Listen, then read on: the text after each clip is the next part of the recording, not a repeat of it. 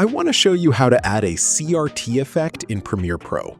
Go over to Effects and find Grid and add it to your video.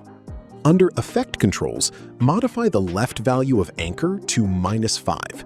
Then expand Size From and select Width and Height sliders. Now modify Width to 4000, Height to 3, Border to 3. Then change color to black and modify the blending mode to Overlay. Go back to Effects and search for Lens Distortion and add it to your video.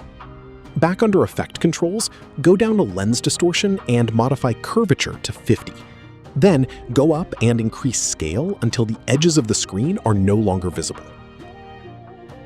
Let's solve together. Put your like and subscribe.